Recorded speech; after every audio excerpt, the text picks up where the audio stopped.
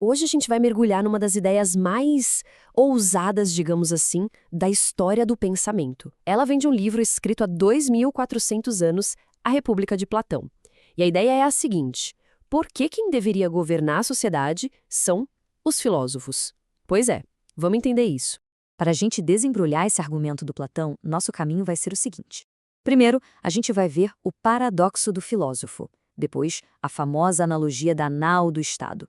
Em seguida, vamos entender como uma natureza boa pode acabar se corrompendo. Aí, a gente chega na solução, que é a ideia do bem. E, por fim, vamos ver o que significa na prática governar com a razão. Certo, começando então pelo paradoxo do filósofo. O ponto de partida do Platão aqui é uma coisa bem concreta, um problema que ele via na época dele.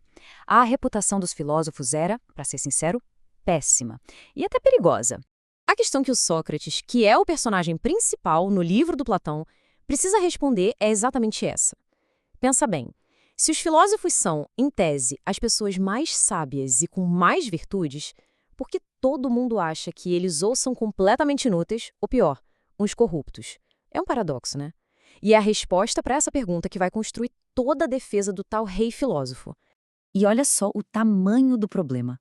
De um lado, a gente tem a natureza de um filósofo de verdade, alguém que ama a verdade mais que tudo, que é disciplinado, corajoso, justo, uma pessoa de mente elevada. Mas, e a percepção do público? Completamente o oposto. Eram vistos como observadores de estrelas, sabe? Inúteis, desligados da realidade, ou pior ainda, como sofistas corruptos, gente que usa a inteligência para enganar os outros, um verdadeiro abismo entre o ideal e a realidade. Certo. Para responder à primeira acusação, aquela de que os filósofos são inúteis, o Sócrates lança a mão de uma das analogias mais famosas de toda a filosofia: a nau do Estado. Vamos ver como essa história funciona. Então, imagine a cena. Estamos num navio. Esse navio representa o Estado, a sociedade. O dono do navio, o comandante, é o cara mais forte e grandão de todos. Só que tem um detalhe.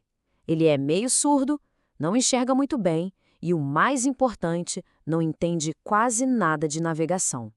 E aí, a gente tem os outros personagens dessa confusão. Primeiro, o verdadeiro piloto. Esse seria o filósofo. É a única pessoa a bordo que de fato estudou as estrelas, os ventos, o céu, enfim, que sabe como navegar. Só que a tripulação, que seriam os políticos, está amutinada.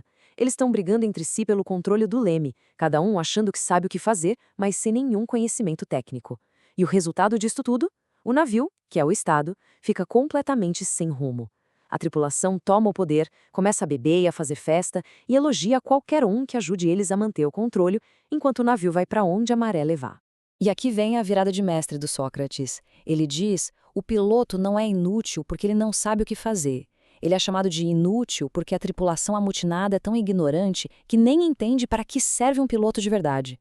Não é o trabalho do especialista ficar implorando para ser ouvido. Ou seja, a culpa não é do filósofo. A culpa é da sociedade que não sabe usar a sabedoria que tem à disposição. É uma inversão completa da acusação.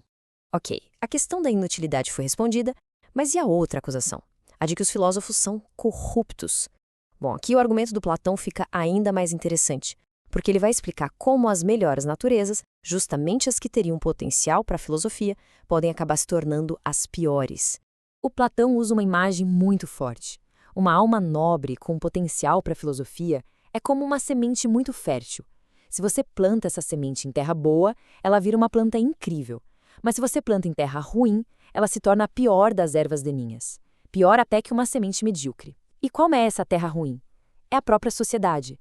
As coisas que a sociedade valoriza, como beleza, riqueza, poder, tudo isso pode desviar essa alma. A opinião pública, segundo Platão, é o maior de todos os sofistas. Pensa nas grandes assembleias com todo mundo aplaudindo ou vaiando. Isso molda uma pessoa desde jovem. No fim, a alma é simplesmente levada pela correnteza dos valores populares e todo aquele potencial se perde, ou pior, se corrompe. E para piorar a situação toda, a reputação da filosofia fica ainda mais manchada por causa dos impostores. Quando as pessoas com verdadeiro talento para coisas são corrompidas ou se afastam, sobra um espaço vazio. E quem corre para ocupar esse espaço? Geralmente gente que não tem nada a ver com a filosofia de verdade.